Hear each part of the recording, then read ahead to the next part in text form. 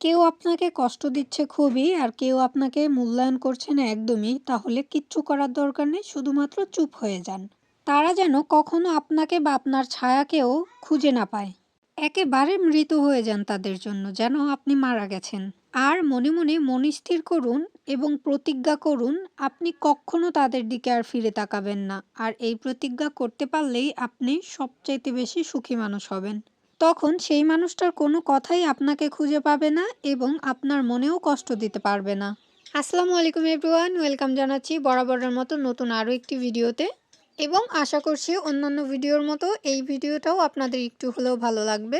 এর আগের ভিডিওগুলোতেও আপনাদের সঙ্গে শেয়ার করেছি যে আমি বাড়িতে এসেছি, আর দেখুন এই যে গাছের মধ্যে বড়ই হয়েছে।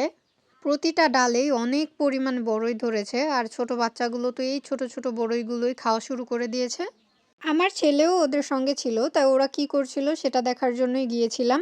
ওখান থেকে এসে রান্নার জন্য প্রস্তুতি নিচ্ছিলাম। অ্যাকচুয়ালি প্রত্যেকটা রান্নাই আপনাদের সঙ্গে শেয়ার করা হয় না, বাড়িতে যেহেতু এসেছি কাজকর্ম তারপরে প্লাস রান্না বান্না করা এবং ভিডিও করা, সে সব কিছু মিলে আর কি সব কিছু সম্ভব হয়ে উঠছে না।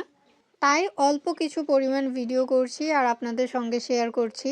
আজকে দুপুরে ছিল মুরগির মাংস ভুনা এবং লাউ আর মাছের তরকারি। একদম টাটকা তরতাজা মাছগুলো ধরে আনা হয়েছে একটু আগে, আর লাউটাও মাত্রই কেটে আনলো। আসলে গ্রামের প্রত্যেকটা জিনিসই টাটকা তরতাজা হয়, এজন্যই হয়তো বা খেতে এতটা মজা হয়। এই যে যে দেখছেন ছোট ছোট তেলাপিয়ার বাচ্চা, এই মাছগুলো একটু আগেই ধরে আনা হয়েছে।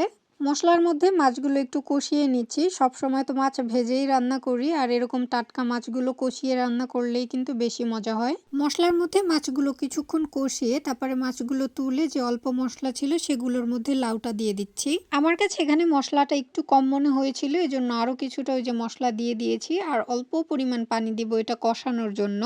আর যেটা বলছিলাম আপনাদের সঙ্গে, প্রত্যেকটা মানুষেরই কিন্তু একটা জায়গা থাকে নির্দিষ্ট, আর সেই নির্দিষ্ট জায়গার মধ্যেই কিন্তু আমরা কিছু সংখ্যক মানুষ নিয়ে সীমাবদ্ধ। এই সীমাবদ্ধ মানুষগুলোর মধ্যেই থেকে কিন্তু আমাদের অনেকেই মনে অনেক কষ্ট দিয়ে থাকে।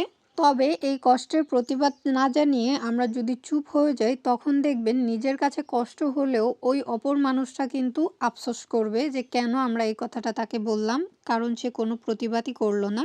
তার চাইতে সবচাইতে বড় কথা, যেই মানুষগুলো আপনাকে কোনো কাজে মূল্যায়নই করেনি সেই মানুষগুলো আপনার কখনো আপন হতে পারে না। তাই আমি কথাই বলবো, সবসময় নিজের স্বার্থে বাঁচুন এবং নিজেকে নিজে ভালোবাসুন, দেখবেন দিন শেষে আপনি এমনিই ভালো থাকবেন। সবচাইতে বড় কথা হচ্ছে আমাদের সবার উপরেই কিন্তু একজন সৃষ্টিকর্তা আছে, তাই সব চাওয়া পাওয়া দুঃখ কষ্ট তার কাছে বলুন, সেই সবকিছু সমাধান করবে। আপনাদের সঙ্গে কথা বলতে বলতে এদিকে আমার রান্না শেষ, তো আজকের মতো বিদায় নিচ্ছি। সবাই ভালো থাকবেন, আল্লাহ হাফিজ।